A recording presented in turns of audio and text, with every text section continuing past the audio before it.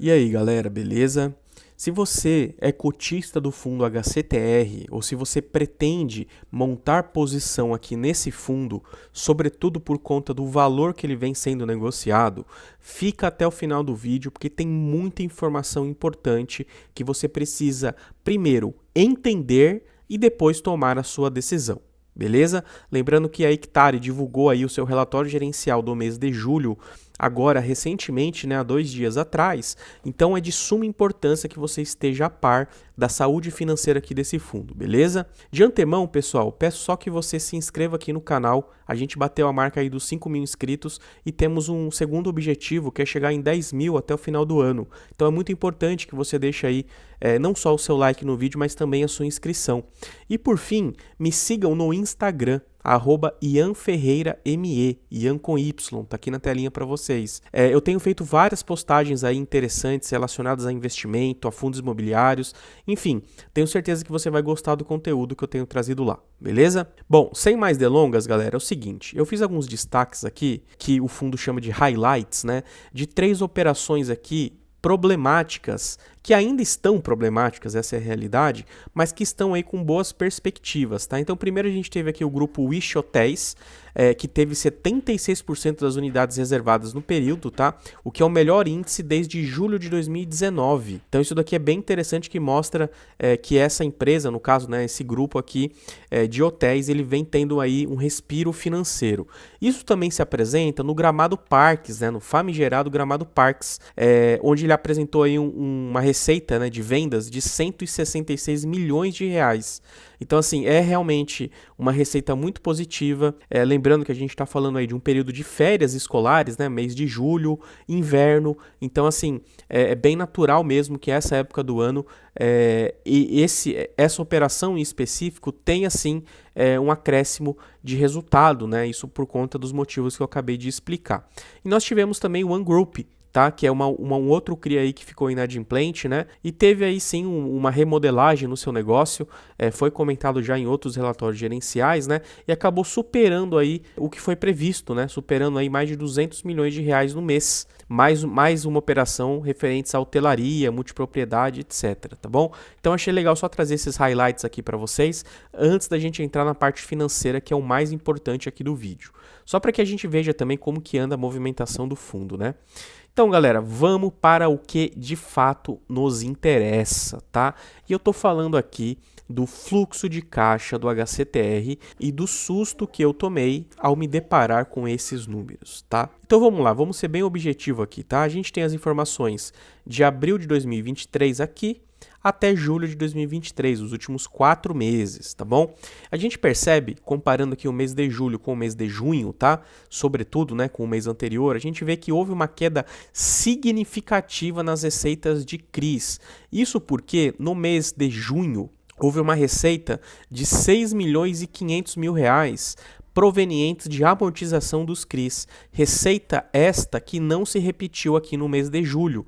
Veja que caiu para 1 milhão e 600, né, galera? Então, isso aqui impactou diretamente o resultado do fundo. Olha só que absurdo, né? Se no mês de junho ele teve uma receita a ser distribuída de 10 milhões e 600 mil reais, o que corresponderia aí a 48 centavos por cota, no mês de julho ele teve um resultado de 6,2 milhões. Né? A gente está falando de mais de 4 milhões e 400 mil reais a menos, tá? A menos do que o mês anterior. E veja qual seria o resultado por cota se o fundo fosse distribuir de fato o seu resultado seco, 28 centavos. É isso mesmo que você ouviu, 28 centavos por cota. Veja que é um resultado pior do que o registrado no mês de maio, que já havia sido bem ruim, né? 34 centavos por cota. Tá, Ian, mas o fundo ele anunciou 50 centavos, ele não anunciou 28. Sim, é verdade. O fundo anunciou 50 centavos porque ele manteve uma distribuição igual aí nos últimos 3 meses, né? Na verdade, nos últimos 4. Veja que para que o fundo mantenha uma distribuição de 50 centavos, ele precisa ter um resultado de 11 milhões e 42 mil reais. E é o que ele vem aqui distribuindo para poder manter este valor de 50 centavos por cota. Porque pensa se o fundo anuncia 28 centavos, galera. ia ser um desespero total, né? No dia seguinte o fundo já ia entrar em leilão, talvez o pregão inteiro, né? Isso aqui devia cair, lembrando que a cotação dele aí tá próxima aí de R$ 44, né? 44, 43, certamente cairia aí para 35, R$ 30, algo em torno disso, tá? E aí, galera, eu achei muito importante trazer uma outra informação final aqui para vocês, que também é muito importante e muito alarmante, tá? O que eu fiz aqui, ó? Eu trouxe aqui pra gente na planilha essas informações do resultado sobre distribuição, do resultado sobre cota e do que de fato foi distribuído, só que não apenas nos últimos 4 meses, eu trouxe desde janeiro, tá? Então eu peguei essas informações do relatório gerencial e a gente tem isso aqui em cima, ó. Vamos entender rapidamente aqui como que está a estrutura dessa planilha, né? Então aqui primeiro a gente tem o resultado total do fundo, o resultado caixa do fundo e quanto ele poderia distribuir com base no seu resultado real, tá bom? Essa última coluna é o total, tá, pessoal? Somando aqui todos os meses. E aqui embaixo a gente tem o valor que seria de fato distribuído por cota com base no resultado seco do fundo, o resultado puro do fundo. Bom, essas outras duas linhas aqui a gente tem o que de fato o fundo anunciou de rendimento, o que de fato ele distribuiu aos seus cotistas, tá? Eu deixei em vermelhinho aqui todos os meses em que ele anunciou um rendimento a ser distribuído maior do que o resultado que ele teve naquele mês. Então veja que, por exemplo, aqui no mês de janeiro ele teve um resultado de 27 milhões, o que daria R$ 1,22 por cota, mas ele só distribuiu 22, o que correspondeu aí a R$ 1 por cota, tá? Diferentemente do mês de fevereiro e março, que ele teve algo muito próximo de 9 milhões e meio e anunciou em fevereiro 15 milhões e meio, 70 centavos por cota, e em março 11 milhões e 42 mil, que foi 50 centavos por cota, que é justamente o valor que ele vem distribuindo desde então, né? Desde o mês de março, ele vem anunciando exatamente o mesmo valor para manter aqui os 50 centavos por cota. E o que chama muito a atenção aqui, né, pessoal? Se a gente for somar aqui a diferença do mês de janeiro e abril, que foram os meses onde ele distribuiu um valor menor do que o resultado, nós teríamos aqui, né, somando o valor aqui de 5 milhões e 600 com 4.900, eu até já deixei somado aqui, ó, 10 milhões e 500 mil reais, arredondando, de reserva de lucro que o fundo realizou. Contudo, quando a gente vai verificar aqui os outros meses em que ele utilizou dessas reservas, a gente percebe que foi utilizado o valor de 16 milhões, galera, tá?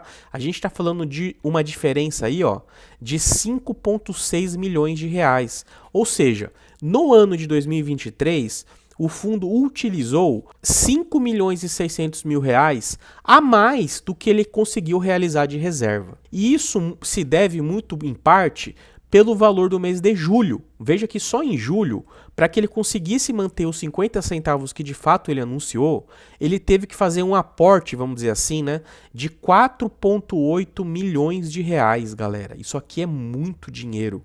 Ele aportou basicamente aqui 80, 85% do resultado do mês, né? Realmente algo muito espantoso. Porque se ele não fizesse isso, como eu já adiantei para vocês, ele teria distribuído aí 28 centavos, né? Então, assim, é algo que chama muito a atenção, é algo que a gente tem que tomar cuidado, sim. Não sei exatamente a origem deste valor, tá? Porque neste ano de 2023, certamente não é como vocês estão vendo aqui. Houve aí um déficit, vamos dizer assim, né, de 5 milhões e 600 mil no total. Então, pode ser sim que ele tenha trazido reservas de lucros de 2022. Porém, em 2022, o fundo não divulgava o seu relatório do fluxo de caixa, né? Somente o seu resultado contábil, sua DRE contábil. Então, eu não consegui trazer essa informação aqui para vocês, tá? Mas isso aqui me chamou muito a atenção. Acho que liga aqui mais do que um alerta vermelho, né? Tem que tomar muito cuidado, porque eu não sei exatamente da onde, qual a origem desse valor, mas eu acredito que não deva se repetir para o mês seguinte.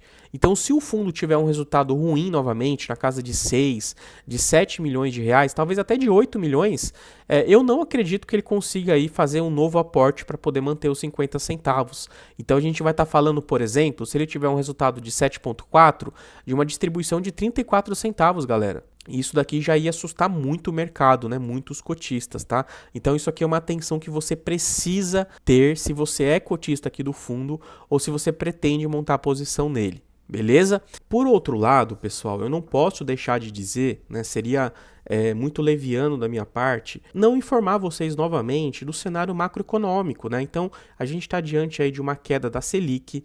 Para 2024, a Selic deve ficar abaixo dos 2 dígitos, né? Essa é a expectativa do Banco Central aí, talvez 10%, 9%.